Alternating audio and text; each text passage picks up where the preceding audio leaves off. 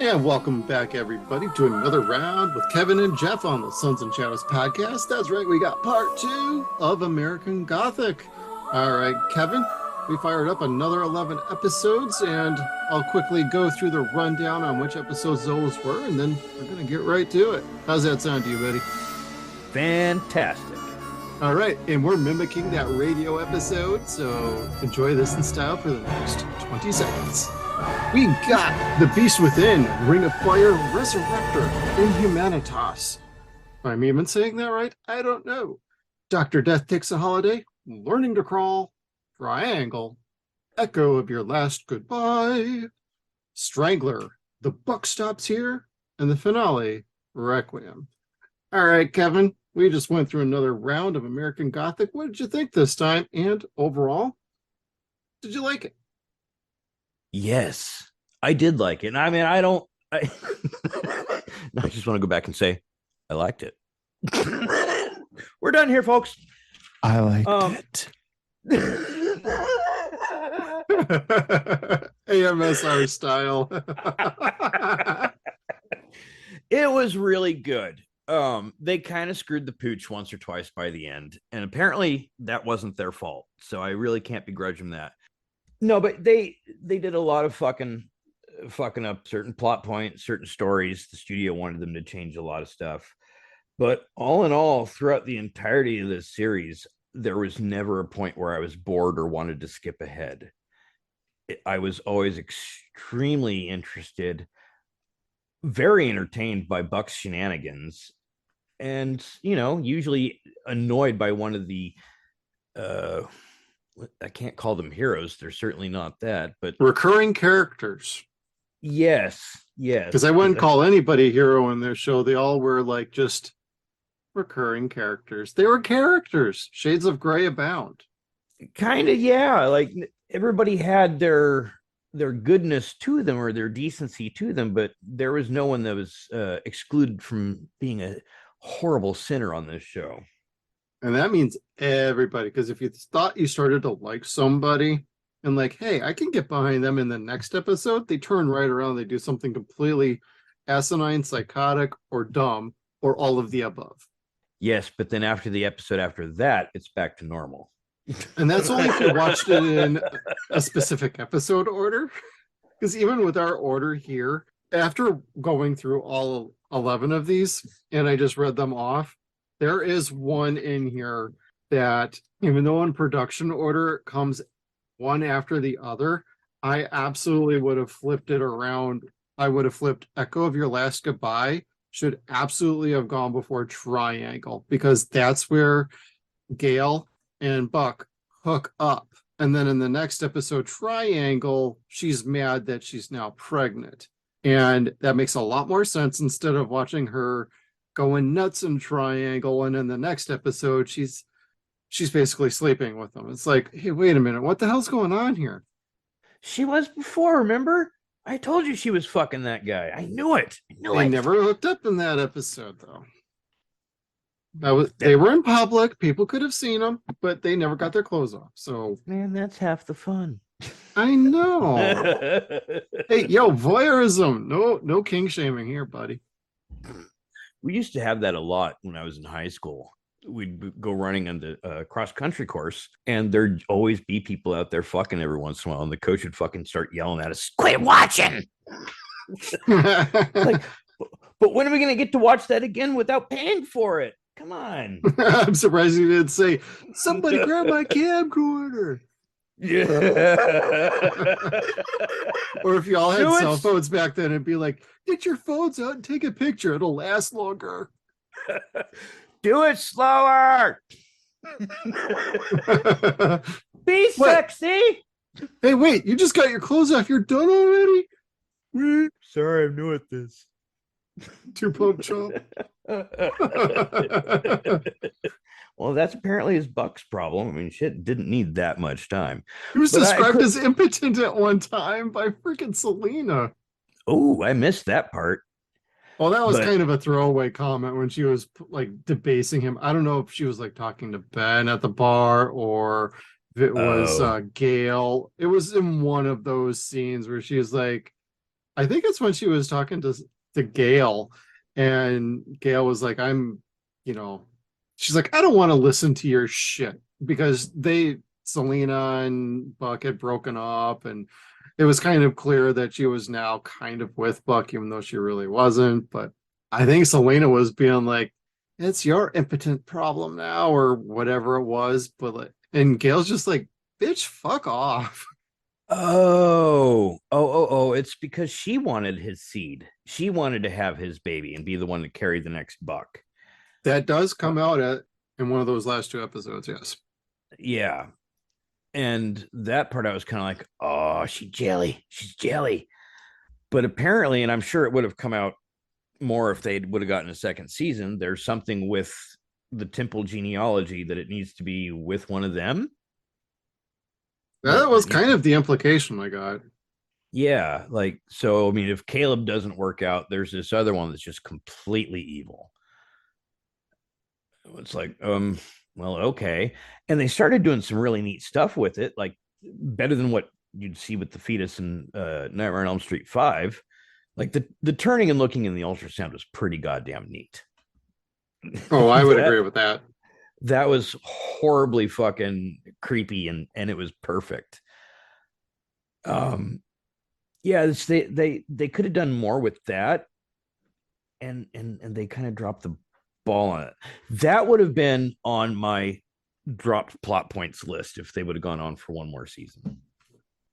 To drop it off or to continue with it? I don't think I follow. With the necessity of having to reproduce with one of the temples.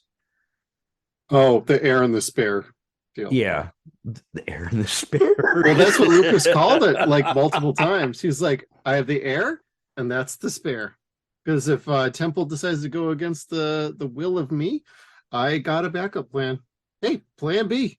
Yeah, and see, that was one of the things that they really fucked up at the end, where I'm just kind of like, okay, that's what a shark jump looks like. They took away the entire concept of the series that Caleb has free will, and they just make him a bad guy. And they just kind of rewrote the way the passing of the buck works. Like, it didn't make sense whatsoever. To disagree with you, in an earlier episode, Buck says, if I die, Caleb automatically becomes me. So if something happens to me, it goes to him. But if Caleb dies, you die. That was that conversation between Merle and Buck early on in the second half, where he's basically saying, hey, you kill me, he becomes full evil right on the spot, because the spirit transfers from me to him. And part of that happened when he got stabbed in the head and the buck stops here. Part of that evil did go into Caleb, because he asked him, it's in you now, isn't it? And Caleb nodded and said yes. So he had already accepted that evil force into him. Might have just been just enough to trigger his powers and everything, but that's how it was explained in the show itself. Oh, I guess. I mean, they started talking about it, or they started showing him doing weird shit.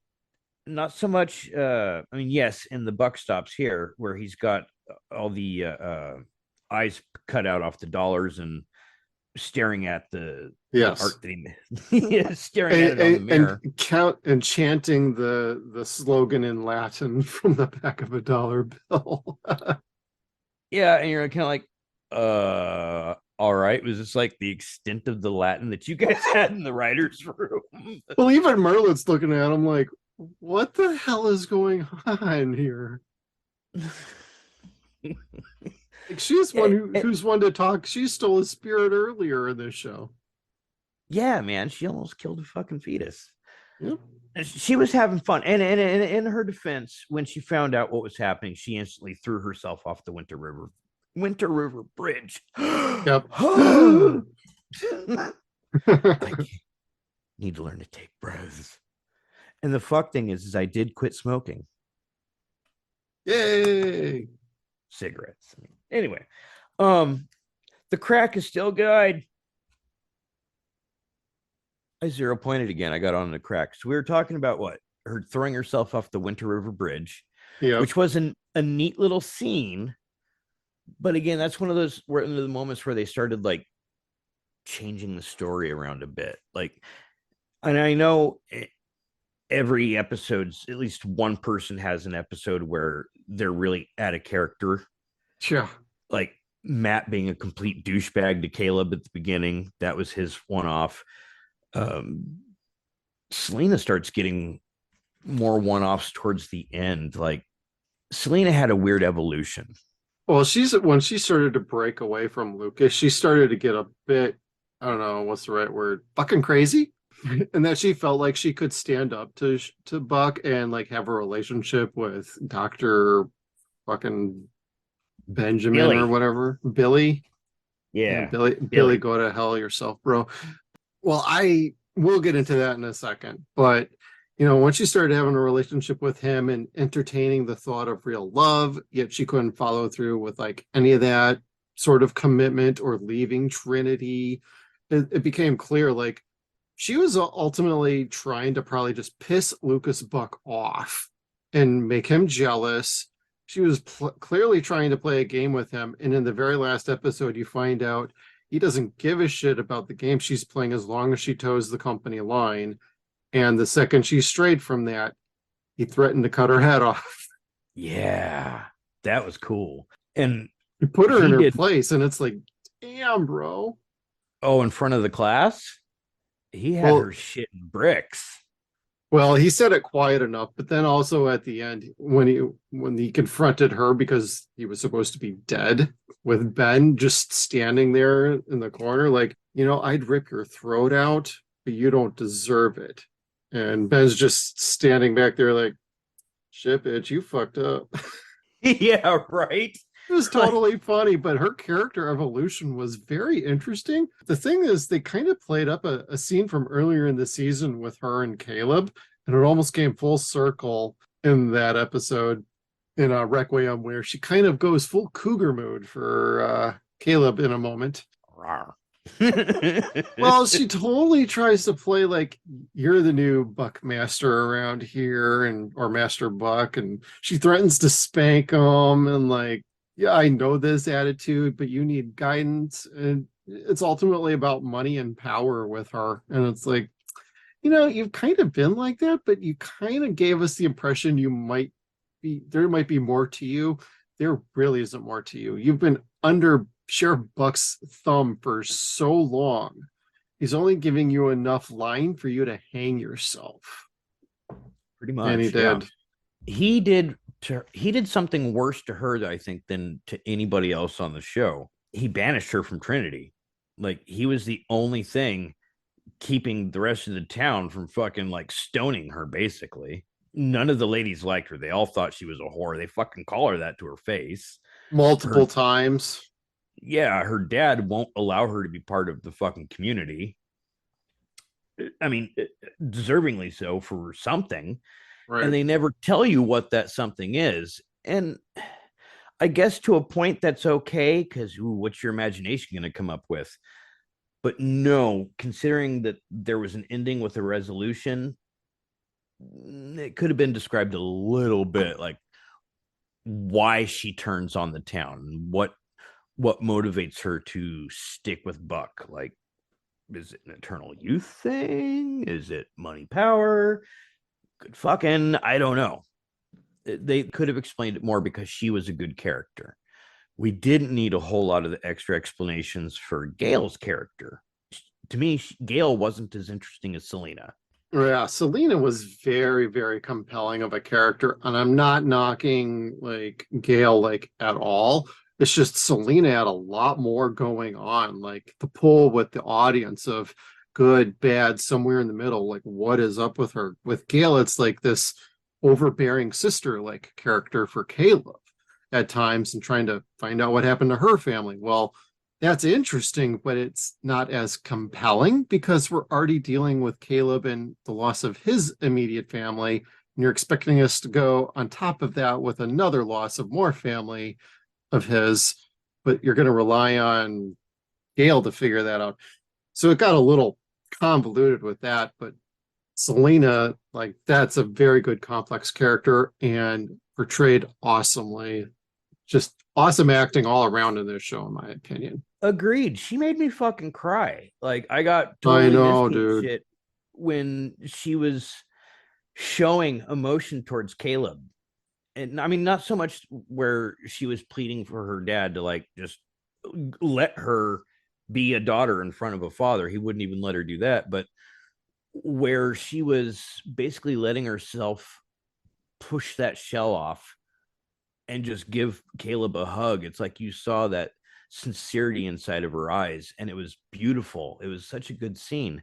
And Gail just doesn't have a moment like that. Like Gail to me was like the most contradictory, annoying character of all. And Yeah. nobody else is really like that. Like, you killed my parents. I'm gonna fuck you. Totally business. Gonna fuck you. I'm gonna find out that you were probably responsible, but then you're gonna tell me that you had nothing to do with it. And because you're fucking me, I believe you. It's just like, yes, her parents died young, and we know that you have daddy issues, but really, Satan? You're gonna take it to fucking Satan? Yeah. When she's there to protect her fucking cousin from that dude that's killed everyone else on the show. Yet oddly, Fuck 'em. she's attracted to him. Oh my god. Yeah, that She likes her figure's kinda bad like, boys, apparently. yeah. I mean, he carried a nice duster. I mean, that was a cool coat, but Yeah, that was pretty bad, bitch. but I don't know. I could have done without Gail. I did not like Gail's character. I just didn't. I did like her character, but I wouldn't say I was invested in her character like a lot of the other cast. Paige Turco, fantastic job. I'm just Sure. talking about like the main character core of that, like resolution with her family and like what really happened with them is like, oh, so Caleb's dad and your mom were banging and your dad found out about it and he was abusing your mom. So Gage killed your mom and your dad in a fire, and Buck had nothing to do with it. You've been railing on Buck the whole season. I mean, I did like the story, but it felt like it took a while to get there. Yes. And oh, go ahead. That was like in the last 3 quarters, wasn't it? Yeah, that was kind of just around the time that we lost Dr. Matt. Okay, yeah. That's right, because Matt probably would have fucking had an opinion about her fucking Buck. His role kind of vanished in the last few episodes, and his presence was a little missing. And who knows, if we had gotten a second season, I would have wondered if we were going to get Matt back, because all he is locked away in an asylum. And you just brought up Selena. Maybe we could have gotten more into her backstory in the second season. We could have expanded on her a lot more. We could have started to flesh out even more with like Ben, and maybe just finally get a doctor that's not fucking stupid or whiny or annoying. I mean, I liked Matt more than I liked Billy. I don't know what to say about that. Hot take. I would have kept Matt. I know Yeah. there was some pressure to, get somebody who could actually stand up and fight Buck. Matt did a better job than Billy did. I did not feel at any time that Billy could really go toe to toe with Sheriff Buck in any fucking regard. Because it took one nudge from Sheriff Buck and the dude like basically crumbled. And I don't mean like the normal like one-on-one combos of like, yeah, it's like a big dick measuring contest between those two. But when push games to shove, and like, Selena, he was gonna leave with Selena, and Selena didn't go with him. He basically got drunk, got stupid, and almost got thrown in jail for potentially killing Buck. Like, you fucking moron. Like, God. I don't know. I didn't like him, but maybe we could have circled around with Matt coming back in season 2. That's my hope and dream, but it was never to be. Yeah. It would have been a lot better. I didn't really care for Billy. When they brought him back, I was, in my notes, oh, okay, they brought, Peace Corps doctor back. Yeah. And then when he became that recurring character, I'm just kind of like, he's not really all that interesting. Or I'm sorry, he was CDC doctor. Now Right. he's Peace Corps doctor. They changed it. So it's kind of like, it was starting to become a little less interesting there. And again, I like Jake Weber, so I was a little kind of like, where's he? Where's Dr. Matt? Because they brought him to a good spot where he was completely embracing that Buck was the devil and was the one that believed everything. And then because Buck knew that, he had to go. I mean, he would send him away anyway, but Yeah. there was just so much there left to utilize out of a story. And I think bringing Billy in as a romantic aspect for Selena, solely so Selena could have a romantic aspect, was just lame. It was just lame. Yeah, I get it, but at times it felt like, are we watching a very cool horror supernatural show, or are we watching Days of Our Lives? I mean, this is not like Dark Shadows. So at times it felt like that because it honestly it had the kind of sex appeal of a soap opera where everybody's beautiful, everybody's stunning. Yes, I have no disagreements about that whatsoever. But it almost felt like an episode of General Hospital, I would say, actually. Because most of the necking came in the hospital. Yeah, that's true, didn't it? Well, Days of Our Lives used to be set in the hospital. That's true. Not that I anyway. Marlena got possessed by the devil. I wonder if Buck had something to do with that.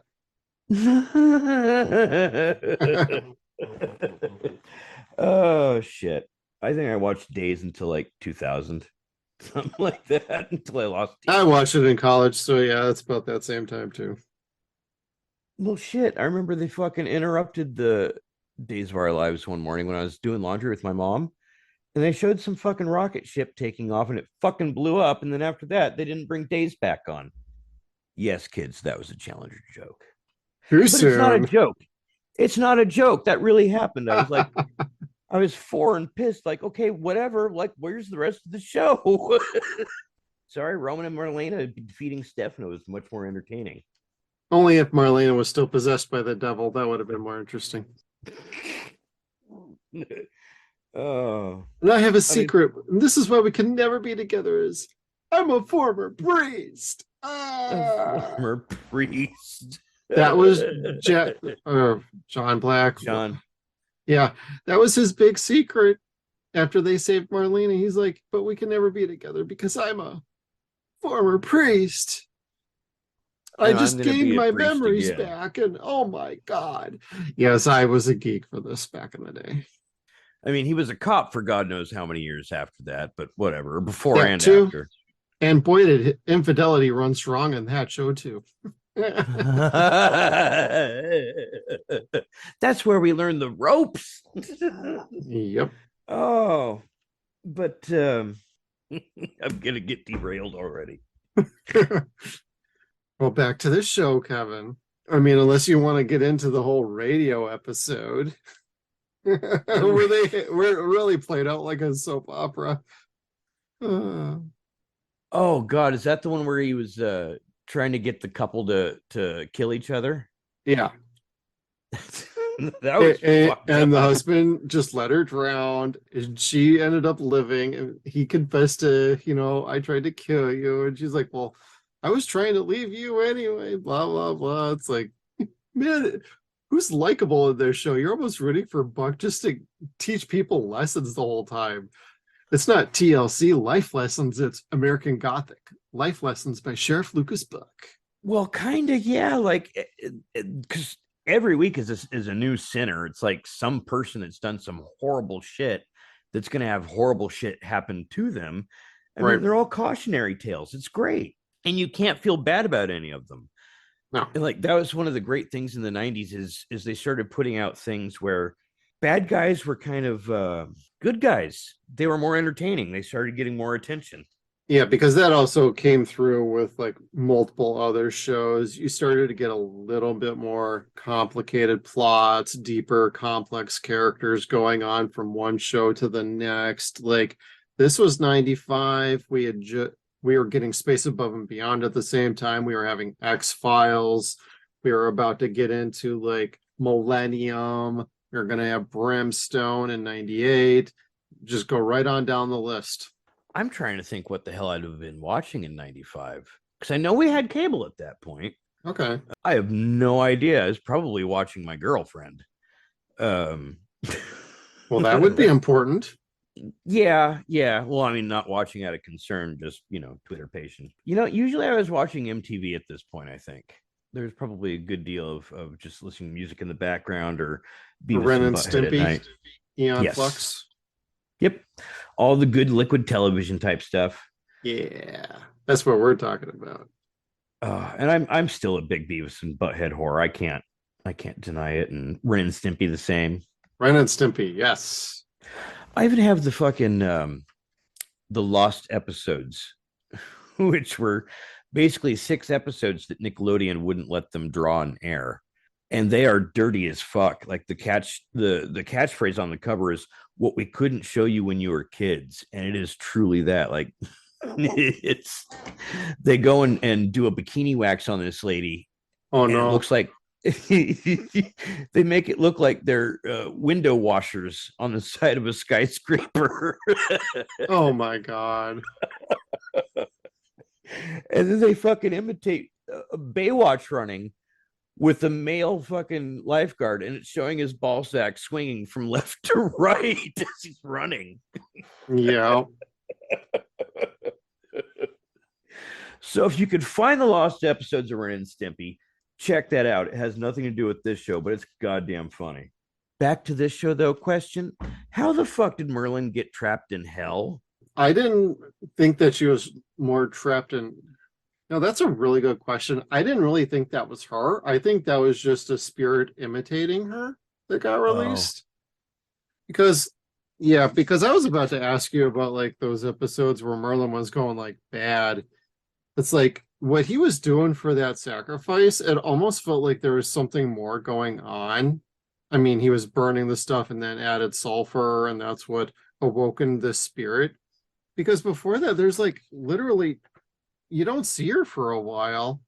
And then all of a sudden, she's crying for help. I almost thought like Sheriff Buck was like taunting or something or playing some game, but I don't know. Maybe she was in prison, but I never got that impression. However, if we're going off of the idea that when she took that baby spirit and she had to offer herself to then save that baby, maybe that's that point where she was being punished and this was her breakout, so to speak. But when she was brought back, she came back with a bit of an edge. Like she went after, I wrote down somewhere here, like, oh shit, she's back and she wants to fuck shit up. Yeah, she does kind of come back with an attitude. Yeah. Especially towards Ben. Like she was fucking with him bad. Yeah, she kept like, she was going hard. I'm like, girl, you're supposed to be on the good side and you're making Sheriff Buck like, you're making us feel like he's going to be in trouble, and clearly he wasn't. But that was a big episode, I felt, for this show. For me, it was like seeing her go like bad in a big way.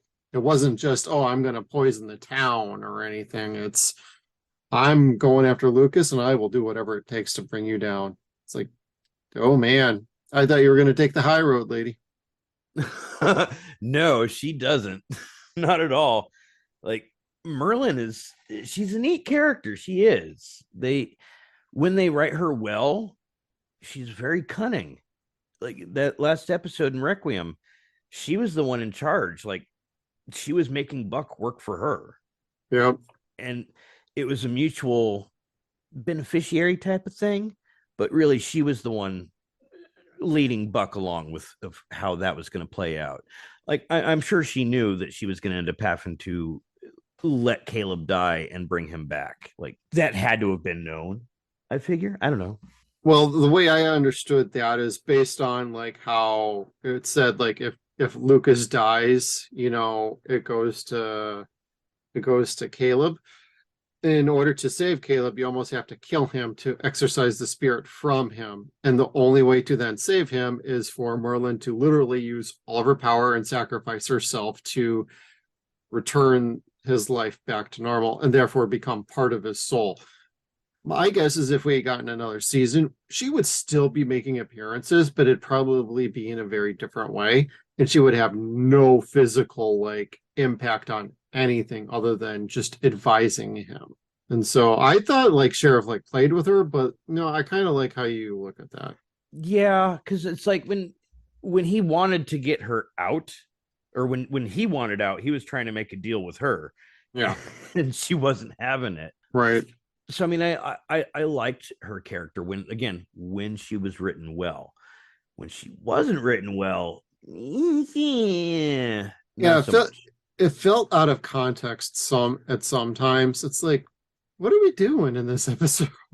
Like, are you just here to just stand in the background, and all of a sudden she's now like interacting with a bunch of different people, like not just Ben, but like, you know, she's standing at Lucas's bedside and Ben comes in and they're all having a conversation. I'm like, what is going on here? Like, did we suddenly have a power upgrade that we don't know about? Like, is the almighty one like helping you out here? What did they do? Jack you up with a nuclear bomb inside of you? I mean, there was times like her power was scary, but like, when she was dealing with a Boston Strangler, it's like, girl, like you have a problem. That episode was kind of weird. Like there wasn't an episode that I didn't dislike. Right. But that one was kind of like, I don't really need this one so much. Like the Strangler aspect wasn't as good for me. It wasn't bad, but it wasn't as good or as entertaining as the rest of the show was. Well, that's a particular episode I'll be bringing up later. Buck has to get a hitman to kill a fucking ghost. Well, and when he comes back, because he just let him loose in the town. If Lucas had a problem with him running around killing people, he would have been back earlier to take care of that problem. He let him basically run loose in that town, kill a couple of people. He probably had no problem with those two dying because they probably had a deal with him that they had broken. And if anything the show tells you is you don't break your deals with Sheriff Buck. You break them, you pay the price. Everybody pays the price. And when he strolls in at the end, he's like, all right, back to normal, everybody. We're all good here. And he knows Merlin's not dead. And he understands that chaos completely broke out. And he got Sheriff of the Year. And he's just like, and he got Sheriff. Yeah, Sheriff of the Year. And he's just like, all right, back to normal, everybody. With this grin on his face, like, I got what I wanted out of this deal. So it made you wonder, like, what game is he playing? But half the time, he just did shit for giggles anyway. I think so, yeah. I think so, because, like, Buck tries to amuse himself while he's punishing people. Or trying to control people or anything. And it also was a good example of the town losing their shit when they thought he was not around. Yes, that was fucking cool on several different levels. One, because you got some people like, oh, thank God he's gone. And then the other people who are like, well, how are things going to run if he's not here? Because he handles all this, this, and this. And Ben is just trying to fucking catch his breath of being in charge. But now you've got Deputy Floyd, who's underneath Ben, who is kind of Ben's, I don't want to say stepping stone or kicking stone, but he's the person that is basically that symbolic character that Ben can show he has authority to, because Ben's not allowed to have any authority prior to that point. Exactly. And then when Lucas gets offed, or we think he is dead, he really steps up there too, but he also starts seeing other problems when the town really revolts, like, the sheriff's dead. Now what are you going to do about this, and that? And he's like, oh shit, how did he ever take care of this? Like, how many of you women in the auxiliary league did he protect? 143. We have 9 people. It's like it dawns on him, like, how in the fuck? And I know he's an evil spirit demon, but how in the hell could he keep a lid on this whole entire town? Well, I tell you, Buck knew what he was doing, and he certainly had way more power than you thought he did. Oh, sure. This almost felt like we were watching a Needful Things story or Stephen King book almost. Like, did you take this out of Maine and just throw it in South Carolina? I'm not insinuating anything. I'm just saying it's kind of funny because it almost felt like Sheriff Buck was like that kind of character. Yeah, I could see that. Has a very similar sense of humor to, say, God, what was the character's name in Salem's Lot? Barlow is the vampire. The vampire's familiar that Max von Sydow played. No, I'm sorry. Yeah. Well, that was in Needful Things. You're talking Salem's Lot. Well, I was Salem Needful Things. I was going to bring up the second one. Yeah. Leland Gaunt. That was the name of that character. Yeah. Was fantastic. Oh yeah. Donald Sutherland plays the familiar in the USA remake, and that was really good. He was creepy. I need to check that out. Scary. It's cool. Like, and I say this with a smile, and people are probably laughing and shit. Rob Lowe's in it, and he's really good. Like, I like the movie because he's in it. Okay. And the rest of it's dope too. Cool. I will add that to the list. Yeah, I mean, I like it better than the original, but the original was another one of those movies that I wasn't allowed to see because it scared my dad. And let's see, that came out in 76. So my dad would have been about 26, 28. Like, okay. Really, Pop? That movie fucking scared you? Which I know. Yeah, like that and Amityville. There were just a couple movies where it's like those movies scared my dad, and I was not allowed to watch them. 13 Ghosts. The good era. Yeah, and it's like these are all 70s movies, and yeah, sure, the 70s had a lot of schlock and exploitation type shit, but that was none of this. This was like mainstream horror, and it's not scary, especially considering we just went through the 80s and 90s. Like, that shit is not bothersome whatsoever anymore. Yeah. Things we thought that were pretty bad back then, we watch and we're like, oh, that's fun. Yeah, it's like, sure, the vampire was scary in Salem's Lot, but did you see Donald Sutherland's kid in that one movie? That was some shit. Yeah. So by 87, we had much cooler vampire movies. Oh yeah. The illusion of good movies these days, instead of the illusion of free will, as Sheriff Buck liked to say. The illusion of free will. Which again is only a perception until you get to the writer's room, because Caleb didn't have free will. They really needed to have worked on their continuity for this. But again, that's all because the studio wanted to fuck with shit. Right. They couldn't really get their feet under them. Sean Cassidy, the writing staff, they did as good a job as they possibly could. Most shows in their first season, especially at 22 episodes, they sometimes struggle a little bit till they find what they want to do, and they really get clicking. For me, I felt like the show was clicking at several different points. It never felt like it was consistent all the way through, because you'd watch a few episodes, you'd be like, all right, here we get going. Then you'd have an episode or two and you're like, what the hell's going on? Then you get right back to, hey, this is starting to get going again. And largely episodes out of order, scheduling problems, production issues. You got the network saying we want this. You got other people saying we want that. You got Sean going, this is the fucking story I'm trying to tell. And, whatever he had to deal with, I mean, I feel bad for him, but they still put out a very quality show. It's very entertaining. And with our 6-pack challenge, as we get close to that, we're doing something a little different. But there's not one episode in this that you're like, man, that was bad. What the fuck were they thinking? There's nothing really like that. It's just more of like, did you have something in mind with this? Because clearly when you look at the production numbers, there's 3 or 4 episodes missing. So obviously some scripts were put in place or earmarked, and you try and watch them. It's like, maybe they had more stuff set up and they weren't allowed to do it, or it got skipped, or whatever the deal was. So clearly, network issues aside, like, they tried to get this going. I think if we could have gotten one more season, or this had a better home with a network that really believed in this show, I think it would have been better. I agree. And CBS, like I said last week, last episode, I've never been a fan of their lineups for the most part. Central boring station. Kinda. Like 2.5 Men was like the only thing that I could remotely watch of theirs, and that only lasted for like 2 seasons that I thought it was funny. Big Bang Theory for me, and that's about it. I'm not an NCS guy. I'm not into those at all. I mean, I'd love to watch the one with Scott Bakula, but I'm not into those.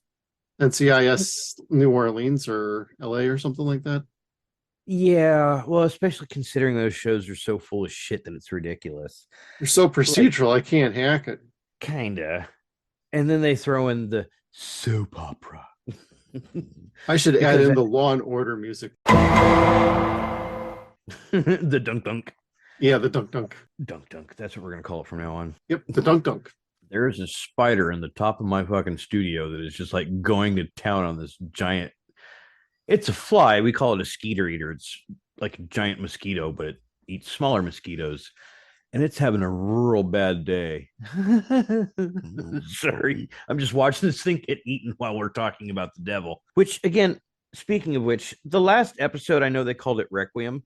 It was a missed opportunity to call the episode Better the Devil You Know. Ooh. Was that just like not an option for them? Like, because truly that was like the whole point of that episode was like Caleb was going to be worse than fucking Lucas. And Lucas he clearly was too. Which a lot of that probably couldn't get put on TV today, man. A kid putting a fucking gun in a cop's chest and making threats and stuff. It's like it's like that episode of Hannibal when we were talking about Hannibal in the first season because the Sandy Hook shooting, and they pulled the episode for the kids being involved in the murders in that show. Yeah, like it kind of makes your skin crawl these days because that shit happens in real life. You're like, well, thank you, you little assholes. Now you're fucking with my TV. Well, and also, I know I had talked to you earlier today about deleted scenes.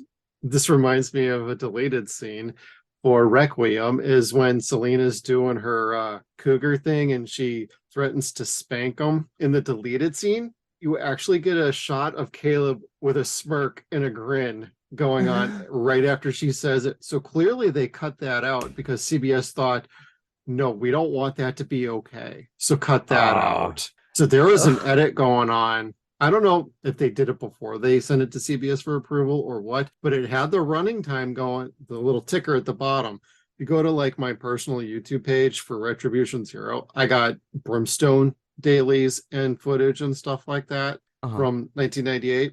And you see the little time tracker at the bottom for doing certain things. It's just like that. So they had a rough cut of this and they clearly cut it out, but there were some things where it's like, oh, you cut out him smirking and grinning at, hey, I could get spanked, huh? It's like, oh, you don't want that on TV. Well, the funny thing is I have it in my notes, like they should have had Caleb like smack her on the ass like Baby Herman would or something like that. Because that's basically the way. Yeah, they made him come out acting like fucking Baby Herman by the last two episodes, which is charming on Roger Rabbit, but for this show, it just didn't make sense. Right.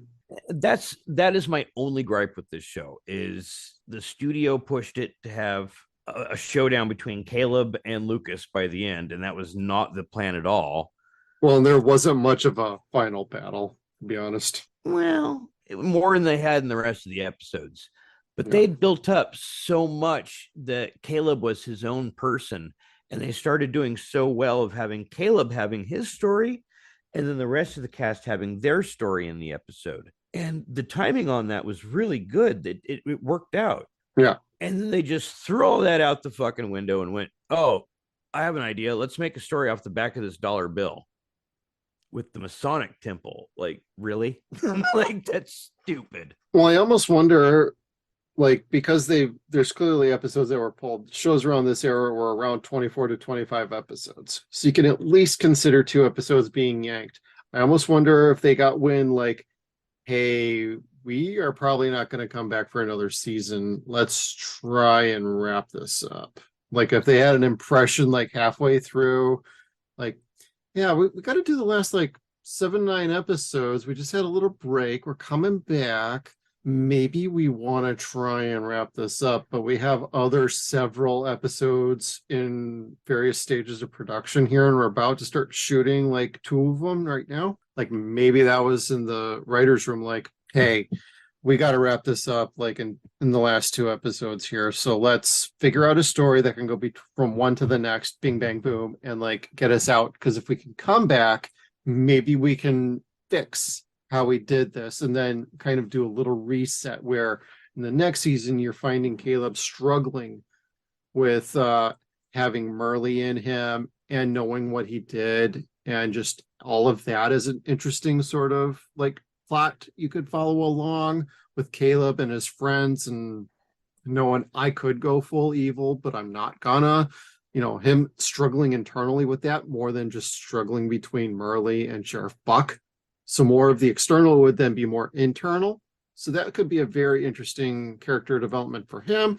Then you got the rest of the cast. You could kind of figure them out on their own and maybe bring Matt back, get rid of fucking Billy. We don't need Billy.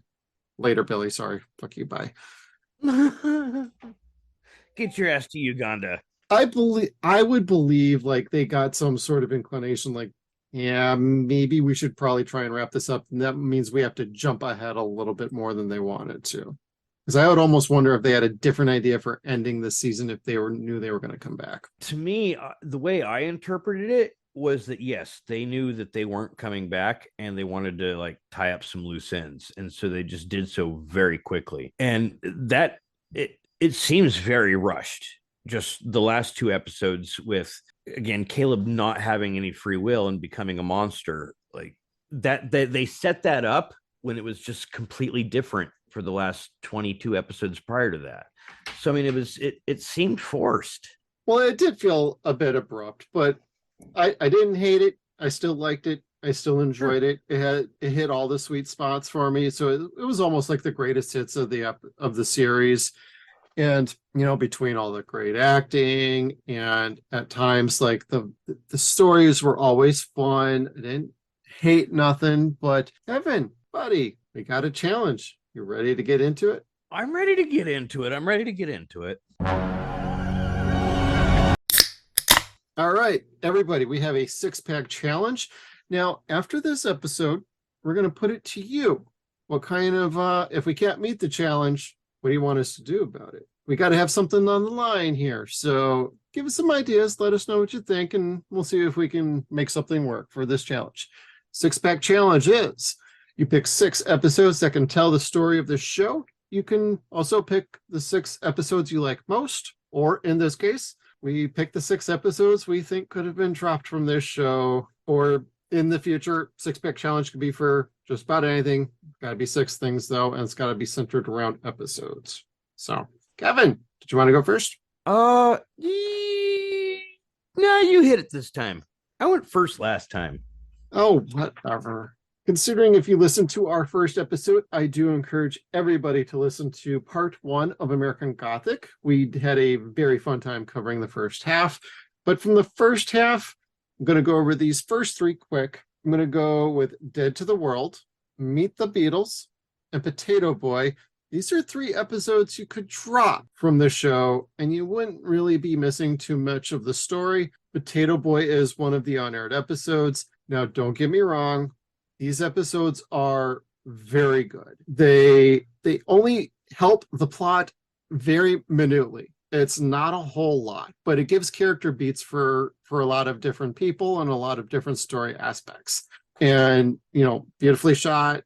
Can't say nothing too bad about them, but I don't feel like they play to the overall plot that well. So I think you could pull those from an episode order if you should choose to kind of cliff notes the show. And on the second half here, I'm going to go ahead and I'm going to get rid of Resurrector. That was the radio jockey episodes where they were trying to become TV show celebrities.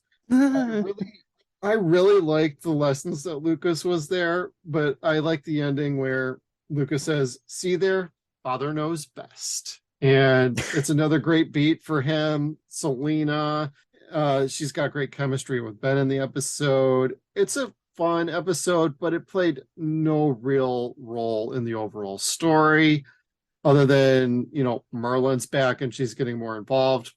But you're also going to get that in another couple of episodes here. So you're kind of just doubling up it when you don't really need to. After that, we are going to go to the Strangler episode. Don't need it. Bye. And unfortunately, I'm going to say you could probably skip the book stops here. You don't need to show him dying. You could just go right into Requiem. I know, hot take. I really love the buck stops here, but I had to make a hard call because there's some other episodes that are just really good. Like, I mean, if you really want, I could pull the books. I could take that off the list and replace it with the Ring of Fire, where Gail figures out what happened to her family. But I think that's a pivotal moment for her. You kind of need that in there. So it was kind of a hard call, but those are the ones I would take from the show. You know, one thing that they don't talk about with Ring of Fire is the possibility that Caleb might be her brother. That's true. That would have been a fun little. You mean we are ew. Well, the thing was, okay, so I take back the buck stops here. I would pull Ring of Fire at this point because there were things about that I felt were a bit awkward. Like Gail and Matt were getting affectionate in that episode, and there's clearly some HIPAA violations going on because she's trying to get like medical records and she doesn't, it was just a weird episode. And she's seeing visions and people rising from the grave. No one is as they appear. So yeah, I'm going to go ahead. I'm going to take Ring of Fire, Resurrector, and Strangler off. I'm leaving the buck stops here. Nice. That was a good episode. I mean, like you said, that scene in the classroom was fantastic. Yeah.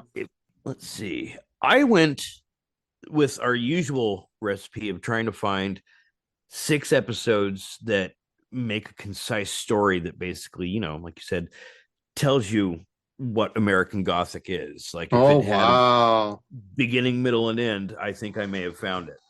I probably didn't. Hey, our Patreons are right behind me. Phone. See here. So I'm going to take the first 3. Honestly, I don't know what episodes are which, so I didn't write episode number down. I wrote the titles down because... Oh, I just did episode titles at this point. Honestly, the episode guides are all over the map for just about everybody. Yes, and they all differ. Like, the DVD is different than Google, which is different than IMDb, which is different than what you had. And what is different than what CBS aired them in. And the production orders don't match up. So, yeah. Yeah, so it's like, just go ahead and make yourself a drink, throw the fucking clipboard in the air, and just take notes on the and just have fun and understand things happen out of order. That's all. Yeah, and if you don't get something between one episode and the next, it's not that you didn't watch something in order. It's just they really do that. They skip like God knows how many days in between. Pretty much. Let's see here. So, of course, I'm going to start with the pilot. We're introduced to the town of Trinity, the temples. You first get the first impression of Buck being a supernatural creature. You see Ben having the dilemma of whether he needs to be a good cop or be loyal to Buck, who's given him everything that he has in life, which is not a good life, but he owes it to Buck. Then I went with Dead to the World. That's the back where we get the backstory of Lucas basically trying to make Caleb. Like, he's been working at that for some time.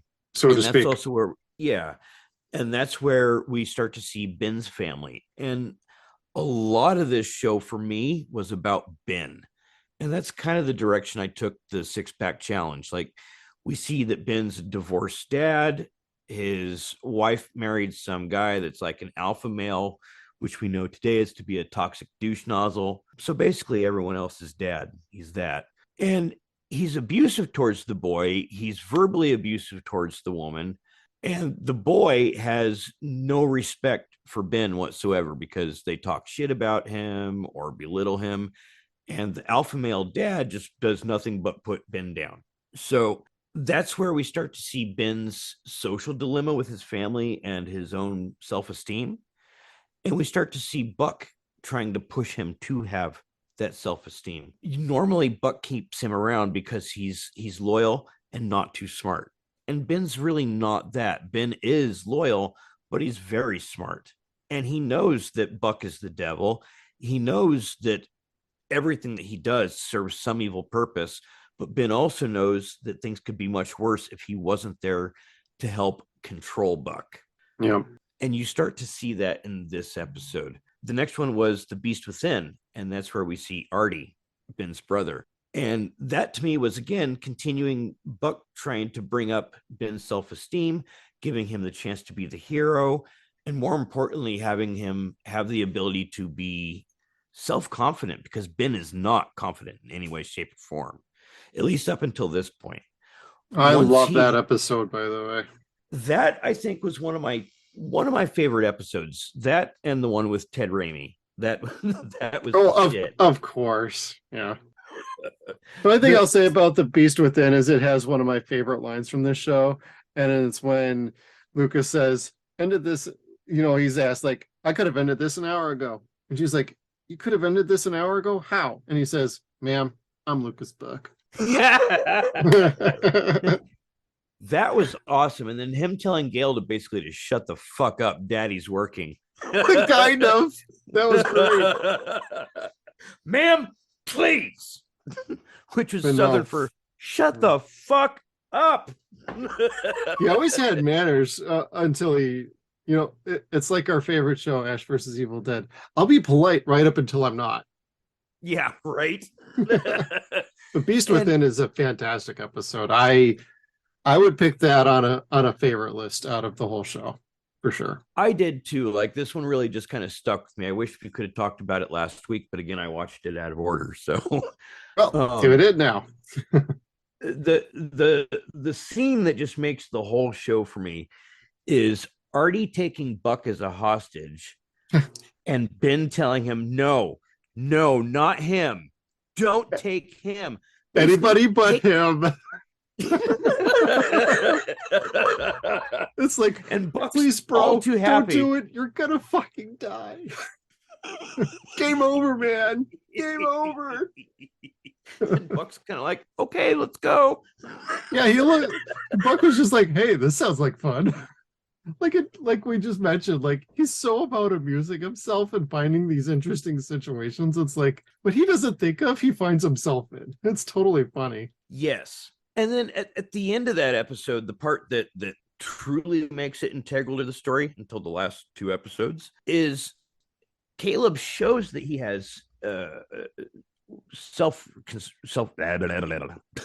sorry, we'll take that one out of post. Blah, blah, has the blah blah blahs. I can't even think of the fucking term now because I just zero pointed myself. He has the free will to say no and beat Buck's temptation. Like, he's done it in almost every episode up until this point. And at this point, when he goes into his dream and sees Artie and sees Buck in the asylum and says, you did that to him. And Buck admits it, yes.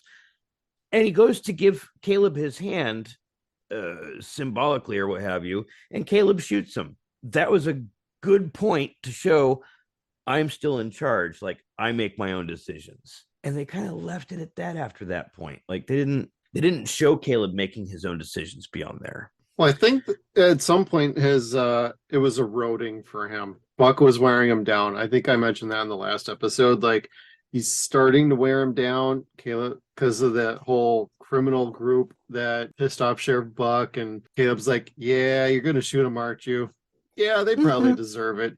I mean, it's a slow erosion, but it's just when they get to the end of this season, it just feels like, oh man, we just jumped right off the cliff and we were still like 20 yards from it. Well, that's why I say that the better the devil, like, Buck was cool. Caleb would have been just horrible and shitty. Like, if they would have kept Caleb as the devil for the next season, that probably would have just been shitty.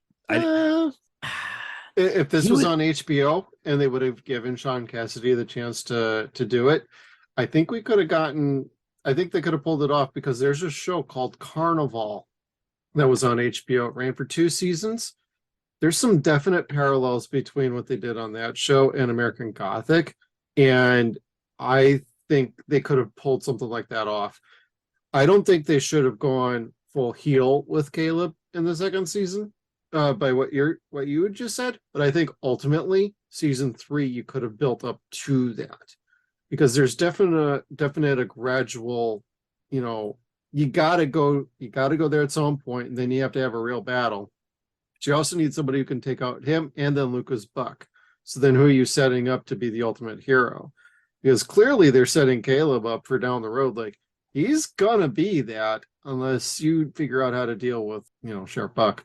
Yeah, and Caleb is that insurance also that no one's going to fuck with Buck. Right.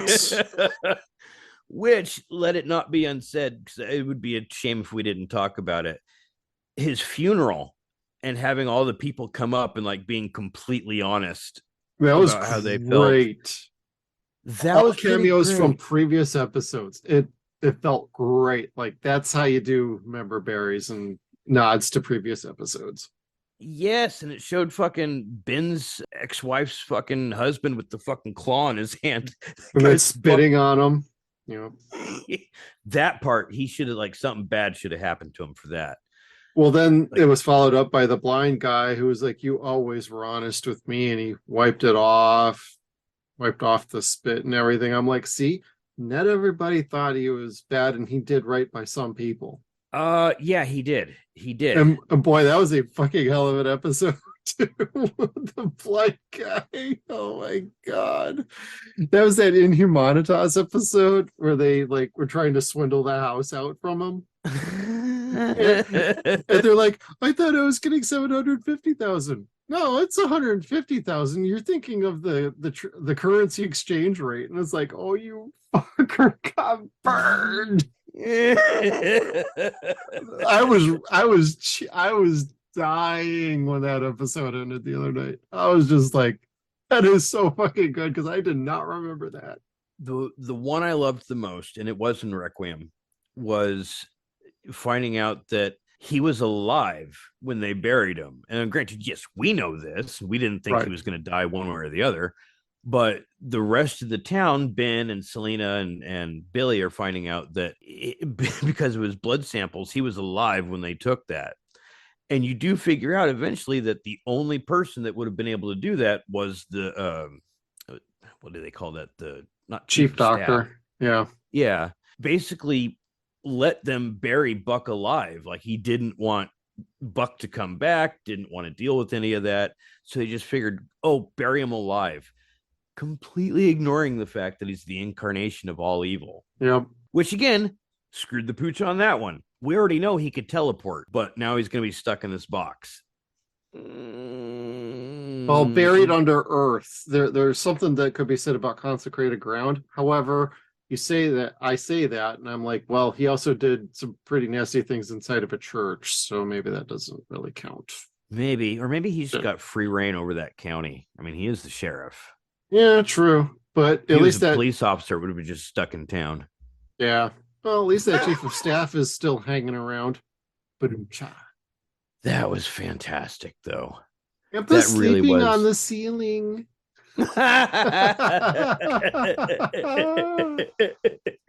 Well, all the space is taken on the couch, so man, what a fucking show. Anyway, that was fantastic.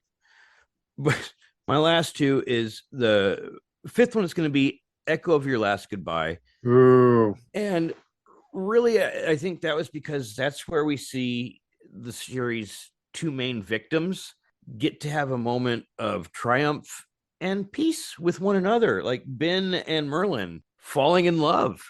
Like that was kind of cool. And you start to see that in the last two episodes. Like Ben still sees Merlin whenever she pops up. Like you said, he walks in and sees them having that conversation and just walks out. Him having the conversation in the police department or the sheriff's department, and her coming in and basically saving him from the angry mob. Yeah. By showing her vote of confidence in him. That was just really sweet. And I really liked that. That was a good episode of progression for both of them. Ben got to unbury the past, which got to absolve him of guilt. And she got her mystery solved, which absolves her of any hooks to the earth. She can go if she needed to. Yeah, no ties. Well, it also got Ben to free himself from some of that guilt and start standing up for himself to Sheriff Buck too. It's like, if I see something happening and I don't agree with it, I'm gonna say something. Like, I'm done like being a blind sheep here. Yeah. And Buck's pretty much fine with that. Like, all right, Haas, whatever. He's like, yeah, cool. But if you betray me, you are dead. Yes. And see, that's the thing about Ben. I don't think he would. Yeah. Like, And he proved that in the last couple episodes. and he even said, Lucas Buck is a great many things, but he has helped a lot of folks in this county, including myself. Right. And he may have even said everything I have is because of him. I know several other people did. And it's true. Like, the show is such a neat concept that it's a travesty, a fucking real travesty, that it hasn't been rebooted at a better network. Or given a little bit of an extra life tacked onto the first season, like a continuation of sorts. Like, Gary Cole has said he'd love to do it. It's the one show he'd love to do again. And he was on Crusade and he was on some other things. But like, Lucas Black, come on, buddy. Be Caleb at your age now. You would be fucking great. All of you I would love the entire cast to come back, even if it was just like a quick little 2-episode miniseries, each an hour and a half long. Hey, if it works, great. Let's relaunch into a show. I mean, not every show needs to come back, but like, this is like not like Twin Peaks. Like, there's still plenty of potential here. Or Dexter. And not piss people off. And not piss people off. Hey, as long as Sean is involved, and hell, you could bring Sam and Robert along too as producers again if you needed to. Sam, I tell you to direct it, buddy. Sean, I tell you to write it. You guys got a great creative mind for this. I'd love to see it, but Tappert, go sit over there. Go hang out at the cabin with Ted. I'm sorry. One day we're going to meet him and he's probably going to fucking hate me. And he'll shake my hand. I'm sorry. That season was shit.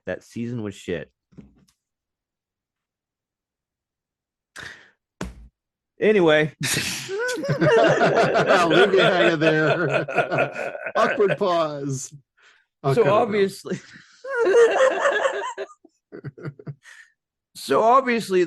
My number 6 is going to be Requiem. I don't remember where it was supposed to have ended, but I took your advice and ended it there because that is pretty much the perfect ending. Like, nothing needed to have really happened. That is the last episode. But, and I can't find the fucking box. I tried bringing it out with me so I could have it. It's like something else is listed completely like 2-3 episodes before Requiem. Oh yeah. And you're just kind of like, well, why would it be like that? That's stupid.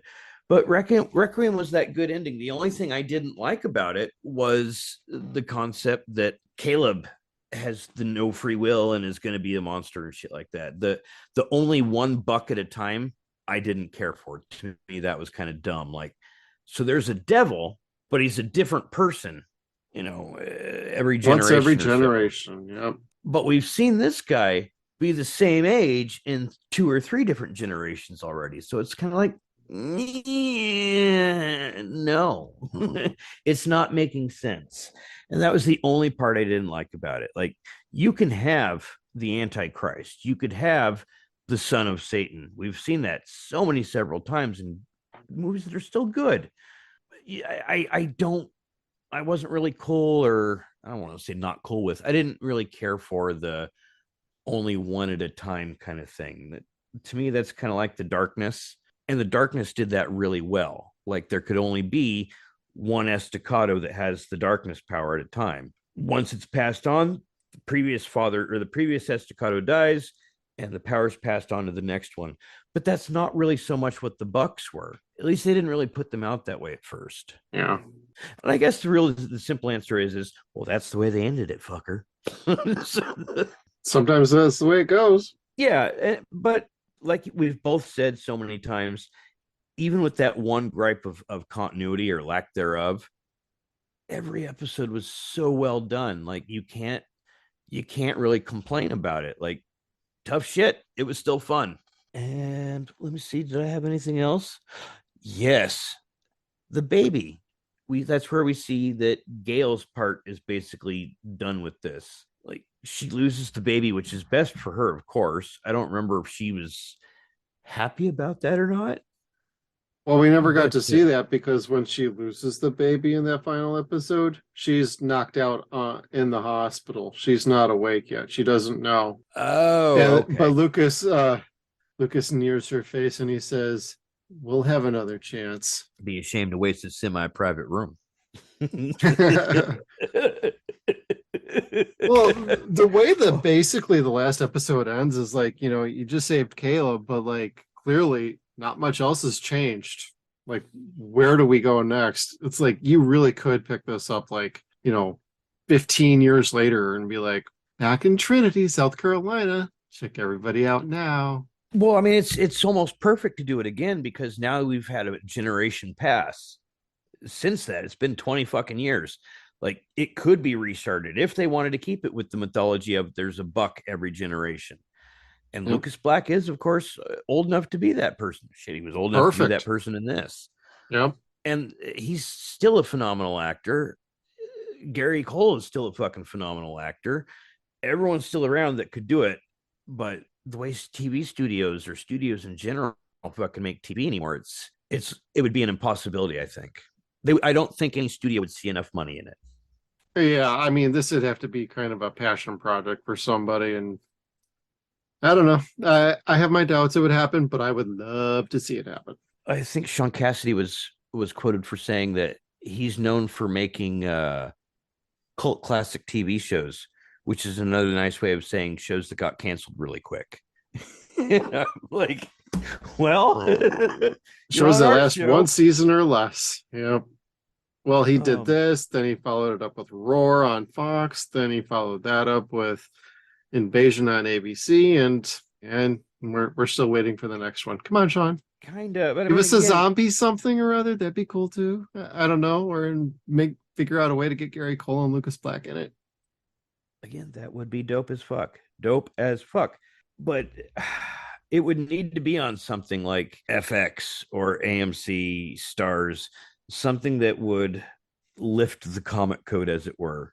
Shudder. TVMA. Shudder. We're calling you, buddies. Talk Yeah, to Sean. A Sinner of the Week or Freak of the Week show would be great. Fucking great. Anthology show. But yeah, Do it. but you have to have a network that wants to make pictures like that. You don't have that so much anymore. Like, you have corporations trying to fuck everybody and put out bubblegum bullshit all the time. Very rare do you see things that are passion projects like this anymore. Yeah, like Sci-Fi Channel gave up on the last passion projects I ever saw on there with The Expanse. That went over to Amazon. They ended up finishing the damn show. I got completely just shit-faced jaded with bringing back TV shows and reboots and stuff with The Tick. Oh yeah, Prime. Yeah. When Prime shut down The Tick and they tried to shop that around every single other possible network, no one took it.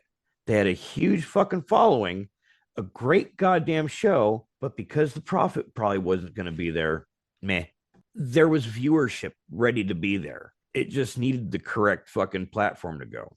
It needed one more fucking season. God damn it. Yeah, because of Thrakazog, god damn it. I was so mad when they canceled that. I do get mad when my shows get canceled. I get pretty irritated. I used to go like fucking nuclear and just be a rage, but like it's happened so many times in my life. It's just like, well, there goes another one. I'm so used to it now. I'm a little desensitized. I hear like, if I hear like a Star Trek show gets canceled, it's like, well, I wasn't watching it anyway. Kinda. Yeah. It's like, I don't know what Star Trek is canon anymore, what fucking Star Trek is fan based anymore. Well, same thing with like The Walking Dead. They're like on their 6 different. I'm like, I'm not even watching anymore. I don't know. It sucks for fans, but can you do? You know what? Those kind of shows, that's what they get though. Like when your show is based on who can we kill off this season, or how many people can we kill off this season, you have to fucking spread out and do other shit because you kill off your fucking cast. Yeah, that's what happened. What happens with a lot of those shows. I mean, we're gonna do a fun show coming up next month called Swamp Thing that got furiously canceled before it even aired a goddamn episode. Yeah, I thought that was Warner Brothers' fault initially, but no, apparently that was state tax thing. Well, Like we state, can get into that on that one, yeah, because that's yeah, definitely a story in and of itself. kinda. Like I don't think there's ever been a bad Swamp Thing show or series either, which way, movie or show. Which I know that's debatable, but like I really like Swamp Thing. And when I heard that this was coming, this is like I wanted to get that DC Direct thing that they had so bad. And I'm glad that turned into HBO Max because that just gave them such a bigger platform to do comic book shows. And then they didn't. Like, No. I was so excited for Swamp Thing. I was too. I never really got around to watching it, but we will be next month. Yeah. So stay tuned for that. We're gonna have a fun July coming up here. I think so.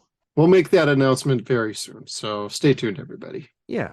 It'll be out in a flash. In a flash. I know I dropped the ball on that one. And I'm sorry, but that picture of the fucking dog really, really irked me yesterday. Oh, it's okay. I'm sorry. It's okay. No worries.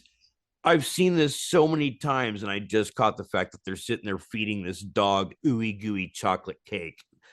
And It's like that's not going to be good later on for that dog.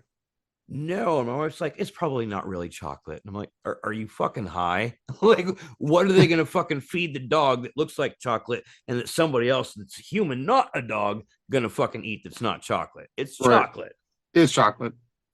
Like, believe me, they're going to need another Timmy several times. Yeah. But anyway, that's not for the show. Not Nope. this show, anyway. Yep. But for this show, do we have any social media, Kevin?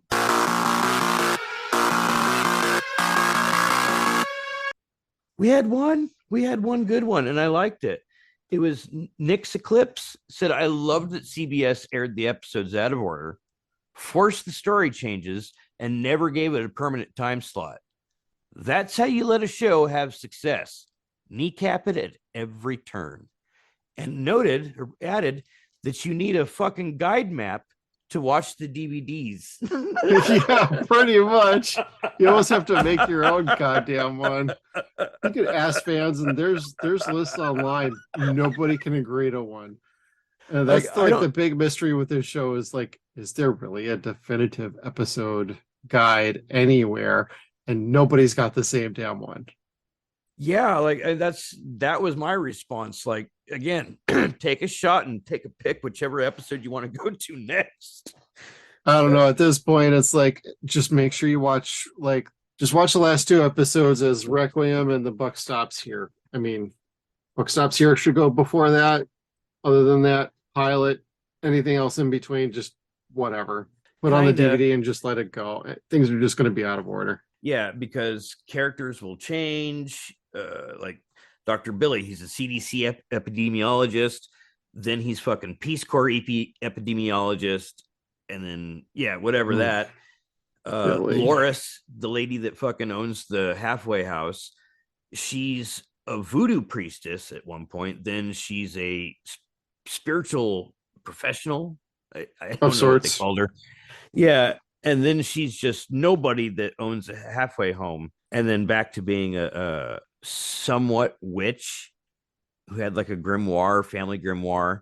Yeah. They made that character really stupid when she started out as so cool. And it's like, I don't think they probably had end goal in mind for her. So they were probably just trying to figure out something that would fit and work overall. Yes. And then they fucking replaced her in 2 episodes. Like, because again, not every actor's in every single episode. So they had another woman running the halfway home in 2 episodes. And this was a white blonde woman. You're like, well, what happened to Loris? She was cool. She might have been visiting family for all we know. That's true. But again, they never said who that blonde chick was. Yeah. And she was just staying there too. But no, she's working here. Like, okay, what? And then she fucking tells Caleb, oh yeah, your cousin's friend that has the baby is probably gonna die. You're like, why would you randomly tell a kid that? Yeah. It was so random. Like, by the way, I know you're 13, but do you know what a miscarriage is? It's happening. Oh my god. Needless to say, the show is entertaining to know it. Yeah, whether you're nice and polite like Jeff or a douche like me, laughing at things that are far not funny. But HBO, you're still on my shit list for Carnival. You know what? Here's the thing And about Deadwood. You canceled Deadwood. Yeah, you gave it a movie, but no, fuck you. they gave it a movie. Was the movie at least good? Yes. Okay, so it was better than Serenity. That works. Yes. Several people just fucking got into a car wreck on the road while they're driving. Fuck you! Oh, fuck you! I'll fucking find you. Anyway, Don't make me Sheriff Lucas buck you.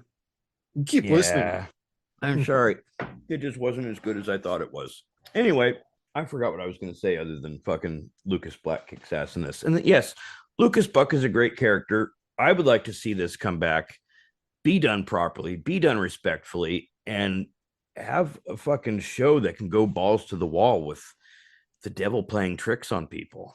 Right. I'd also like to, beyond all of that, at the very minimum, if we could get like a boutique label to get the license from CBS on this, I highly doubt it. I understand, but like if somebody could get this fucking show, put it on Blu-ray, figure out the right goddamn episode order, put it in that order, you got a bunch of people who would probably come back for some interviews. Might take a little work and a little bit of the moolah, but make it happen. Be great to have a definitive Blu-ray box set of this. I'm calling you out. Please do it.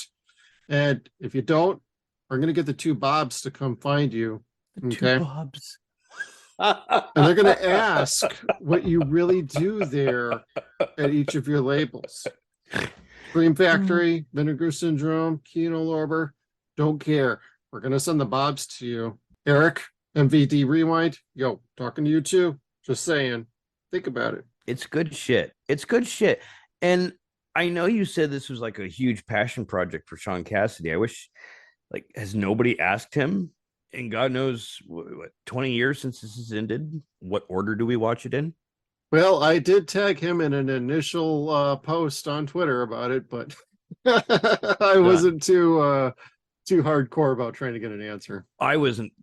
Nothing I just said came through, did it? No. You can start over again. I'll edit. Fucking internet. No, basically, I was just saying that, like, I don't know. Like, I know you said this was Sean Cassidy's passion project at the time, but in like 18 years, no one has asked, hey, what order do I watch this in? Like, you would think it would come up. Well, I certainly tried on Twitter recently, but I didn't really press it. I was like, hey, we're watching it. We're watching American Gothic. Is there a good episode order for this? You didn't respond. That's okay. I don't need a response. But, you know, when you want to watch the show, it would be nice to have a little confirmation on, so what is the right episode order? Because nobody can agree on one. And hell, we watched it in production order. And honestly, there's a couple episodes that even in production order should be switched around on any sort of guide. If you go by air dates, you're going to just irritate yourself, whether it was CBS or Sci-Fi Channel. So buckle up. I mean, buck stops here, I guess. Yeah. I really want to like meet whoever screwed that pooch, like CBS wise, and just kick them in the junk, because that was just like a stupid move. Well, any network that messes with an episode order like that, please work with the goddamn production staff, the writers, you know, the executive producers. At the very least, you need to work with your executive producers of, hey, we kind of want to move things around. Is there a way we could do that? And maybe they should just freaking stand up and be like, no, we got the right order for this. Please make sure you're doing this. If you want the best chance for success, this is what you do.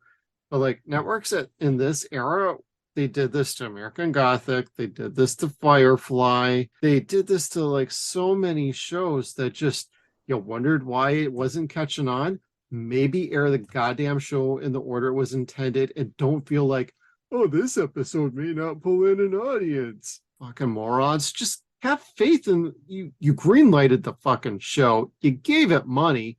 Have a little faith that in the staff that you hired to do this show to put out a fucking show. Just if it's shit, it'll be shit on its own regard. Just give it the best chance for success and just trust the process. But in this era, nobody was trusting the fucking process.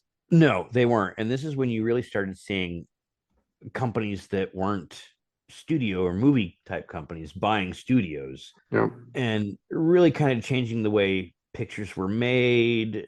There was a shift in the way that media was focused towards the consumers at that point. Again, this was the 90s. It was the era of extreme. And if you look at the cover to this show, it is anything but extreme. It is the most bland, boring picture ever that's completely out of place for the show. Like, it shows the main characters who very rarely ever like each other all at the same time in a very morose looking family photo. Yep. And it doesn't scream, watch me. It's very unassuming.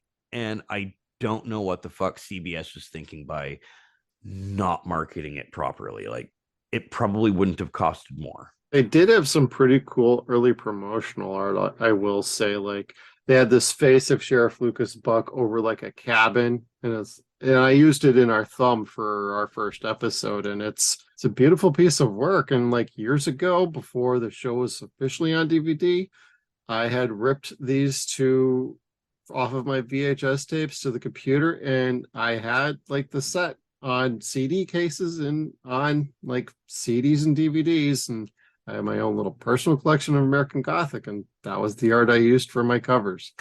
I don't have those anymore, but that's a fun little tidbit. Like, their ads were pretty neat, but they really didn't give you an idea what the story's about. And the fact that they used even like a little cabin, I was like, you're not much for cabins. You had one episode with a cabin and Ted Raimi, and then you had Bruce Campbell in an episode where he basically played a douchebag cop. So the cabin, though, that was pretty fantastic, and that was a clear reference to something.